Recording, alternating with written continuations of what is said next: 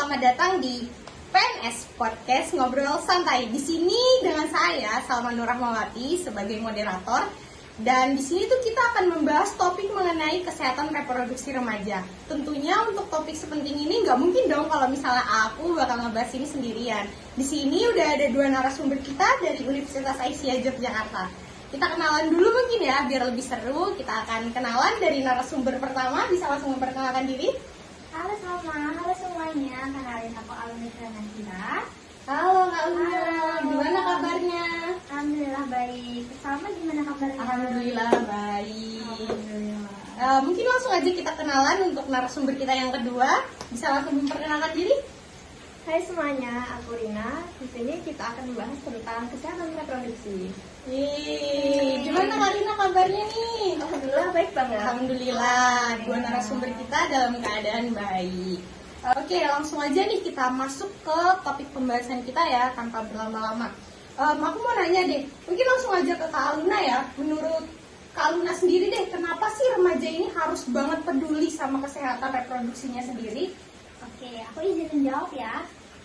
Karena kesehatan reproduksi itu bagian dari kesehatan tubuh secara keseluruhan, yang dimana kalau remaja aja nggak tahu dan nggak aware tentang kesehatan reproduksi, tentang dirinya sendiri, yang dimana nanti bakal ada permasalahan-permasalahan terkait dengan kesehatan reproduksinya begitu. Yang pertama bisa terjadinya infeksi, itu juga terganggunya siklus menstruasi pada remaja perempuan, terus juga mengenai penyakit menular seksual begitu. Dan juga kalau kita mengerti tentang pentingnya kesehatan reproduksi ini, kita jadi lebih tahu gimana sih cara kita buat menjaga diri, gimana sih cara kita untuk membatasi diri kita sendiri untuk tidak terpengaruh dengan lingkungan luar begitu. Bener banget sih itu, tapi kan ya buat topik kayak gini tuh masih sering banget dianggap tabu ya, atau bahkan dianggap kurang sopan untuk dibicarakan, apalagi sama orang tua. Padahal kan topik kayak gini tuh penting banget ya, apalagi untuk pengetahuan anak-anak remaja mengenai kesehatan reproduksinya sendiri. Oke, aku izin jawab ya sama Rina dan juga teman-teman semuanya. Tadi terkait yang Salma sampaikan bahwa terkait informasi mengenai kesehatan reproduksi ini dianggap oleh banyak orang sebagai hal yang tabu. Iya bener banget, masih tabu banget gak sih dalam lingkungan masyarakat ini ya? Makanya penting banget buat kita mendapatkan edukasi dari sumber-sumber yang kita percaya gitu kan, mengenai kesehatan reproduksi ini terkait dengan penyakit menular seksual. Dijelasin ya mengenai dari remaja aware-nya itu harusnya kayak gimana, terus juga harus mempercayai siapa dan harus cerita ke siapa. Tadi kan udah dijelasin. Nah, mungkin ada nggak sih Kak dari dampaknya sendiri, kayak mungkin dampak ke sosialnya atau dampak ke diri sendiri ya, terutama itu kira-kira ada nggak sih dari kita tuh kurang aware gitu loh ke diri kita sendiri, terus ada berdampak apa gitu? Oke. Untuk dampaknya mungkin pertama kayak yang aku udah sampaikan di awal tadi, adanya penyakit menular seksual ya. Dari kita kurangnya aware, terus juga tadi dari kurangnya aware itu misalkan kayak dari perempuan misalkan siklus menstruasi. Perempuan siklus menstruasi itu biasanya lebih sering ya, harusnya bisa lebih sering untuk mengganti pembalut selama mungkin 3 kali sampai 4 kali dalam sehari biar organ reproduksinya bisa lebih terjaga gitu ya. Terus juga pentingnya personal hygiene. Tadi adanya penyakit menular seksual seperti adanya gonore, terus adanya sifilis. Buat tadi kan udah dijelasin ya, buat dampaknya itu ada dari sifilis dan juga gonore. Dari selain itu mungkin ada nggak sih Kak? Mungkin bisa dijelasin? Ada salah satunya yaitu keputihan. Untuk keputihan ini sering dianggap remeh, namun sebenarnya itu satu hal yang sangat-sangat perlu diperhatikan ya. Benar-benar. Keputihan sendiri itu ada 2 jenis. Yang pertama yaitu ada fisiologis atau normal, kemudian ada patologis atau abnormal. Untuk patologis sendiri ini nanti bisa ditandai dengan keputihan yang bau, kemudian cairannya yang banyak. Setelah itu nanti juga warnanya benar bisa kuning ke hijauan, kemudian bisa kecoklatan juga. Gitu ya. Mungkin bisa dijelaskan, ini kan tadi kan ada yang abnormalnya sendiri ya, kalau misalnya dari normalnya sendiri mungkin dari segi warnanya tuh mungkin seperti apa kayak gitu, mungkin bisa dijelaskan Kak. Mungkin kan dari teman-teman sendiri juga kan ada yang Masih keputihan tahu gitu, tapi kan informasinya, dia nggak tahu gitu loh kalau misalnya ternyata nih, ternyata punya aku nih sebenarnya normal, tapi mungkin dia tahu kayak ternyata keputihan itu ini kan, mungkin ada salah kaprah kayak gitu, bisa dijelaskan. Untuk yang normal sendiri itu bisa kita lihat yang pertama dari frekuensinya, kemudian yang kedua untuk keputihannya itu yang tidak bau. Jadi yang normalnya itu juga berwarna bening. Ya benar. Jadi itu nggak ada bau sama sekali ya Kak ya. Dan juga biasanya kalau keputihan itu keluarnya pas mau haid gitu nggak sih? Iya, Nggak yang sebagai setiap tanda, hari. tapi tanda Ada. kita sedang lagi masa ovulasi.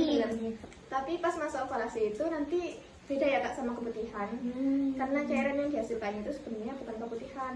Untuk masa ovulasi sendiri itu nanti bisa ditandai dengan cairan lendirnya itu kalau didinginkan dia tidak terputus. Berarti elastis ya? Iya, benar. Gitu. Oke. Berarti dampaknya hanya itu ya Kak? Mungkin ada lagi kira-kira dampaknya, mungkin dari segi sosialnya gitu kayak misalnya Mungkin kalau sosialnya lebih ke tadi ya, yang udah aku singgung dari awal mengenai lingkungan yang membawa pengaruh buruk.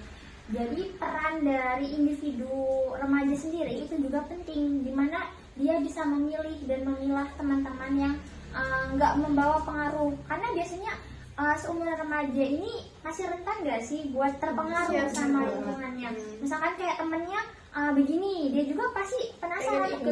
penasarannya itu masih tinggi banget. Iya, buat banyak mencoba hal baru di kehidupannya, apalagi remaja-remaja yang masih baru pertama dalam fase pubertas. Biasanya itu kayak mau coba ini, mau coba itu, dan itu penting ya buat tadi ada peran orang tua di situ yang mengarahkan dan juga mungkin bisa lebih menjadi teman untuk anaknya kayak gitu sih.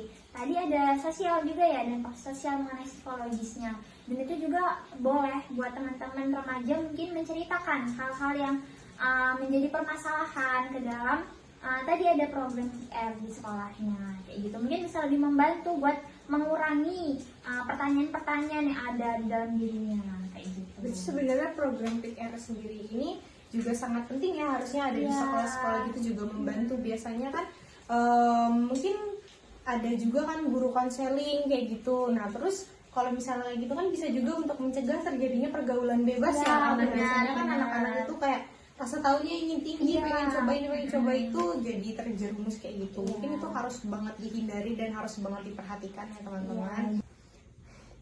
Oke teman-teman, karena kita sudah membahas tentang hal ini dan juga sudah dapat materi nih atau dapat pembahasan juga dari dua kakak ini, kita jadi tahu nggak sih seberapa pentingnya kesehatan reproduksi remaja itu dan seberapa pentingnya kita harus aware kepada diri kita sendiri. Harapannya semoga video ini bisa menambah wawasan dari teman-teman semua dan juga bisa bermanfaat. Untuk dari pembahasan video ini, tadi kita sudah membahas mengenai kesehatan reproduksi ya, pentingnya kesehatan reproduksi itu seperti apa, dari kita sendiri juga bisa menimbulkan dampak nggak sih, dampak negatif gitu. Contohnya juga tadi ada seperti penyakit gonore, ada penyakit sifilis, dan juga bahkan penyakit menular seksual, dan juga ada keputihan seperti teman-teman. Jadi harapannya dengan ada video ini teman-teman bisa lebih aware kepada diri sendiri dan bisa menjaga personal hygiene ya, dengan cara, contohnya itu dengan cara mengganti pakaian dalam ya, mengganti balut saat haid juga, terus juga bisa mandi dan juga bisa menghindari hal-hal yang kotor seperti itu teman-teman. Mungkin ada tambahan dari kakak? Oh iya, mungkin dari aku tambahannya tadi mengenai cara mendapatkan informasinya ya. Itu bisa dicari informasi dengan orang-orang yang mungkin sumbernya terpercaya. Kayak tadi mungkin boleh banget cerita sama orang tua, terus juga tadi ada sama konselor ya. Terus juga kalau misalkan di sekolah teman-teman mau dan nyamannya cerita di sekolah, bisa diceritakan sama guru-guru yang tergabung mungkin dalam program PR sekolah kayak gitu. Jangan dapetin informasi dari sosial media yang kita nggak tahu sebenarnya itu informasinya dari mana. Kecuali dari jurnal nggak sih? Kalau jurnal itu kita bisa mempercayai itu. Iya, mungkin dari orang tuanya juga bisa lebih mendampingi anaknya ya. Bisa lebih memantau perkembangan gimana sih anaknya, apalagi anak-anak yang memasuki usia pubertas, apalagi baru jadi kayak tadi pingin banget mencoba masih banyak gitu hal ya? Iya benar, kayak masih aku pengen coba ini, aku pengen coba itu gitu. Harapannya buat adik-adik, anak-anak remaja di sini semoga bisa memilah-milah nggak sih pertemanan yang baik itu seperti apa gitu ya. harapannya semoga nggak ada hal buruk yang terjadi. Mungkin dari Kak sendiri ada pesan singkat yang mau disampaikan kepada teman-teman? Kalau dari aku sih, tubuhmu itu tanggung jawabmu sendiri. Jadi untuk teman-teman sendiri diharapkan untuk menjaga dengan sungguh-sungguh tubuhnya. Karena kalau bukan kita sendiri ya mau Siapa siapa lagi? lagi? Iya, benar. Setuju banget itu sama kata-kata itu ya. Mungkin benar-benar harus diperhatikan ya teman-teman. Seperti itu. Cukup sih. Cukup ya. Iya. Oke, karena sudah dicukupkan, mungkin dari kami sekiranya cukup sampai di sini. Saya selaku moderator mengucapkan mohon maaf yang sebesar-besarnya apabila ada kesalahan kata dan juga informasi yang kurang tepat, mungkin bisa bantu untuk dikoreksi. Sekiranya cukup, kurang lebihnya mohon maaf. Wassalamualaikum warahmatullahi wabarakatuh. Bye bye. Terima kasih teman-teman semuanya. Terima kasih.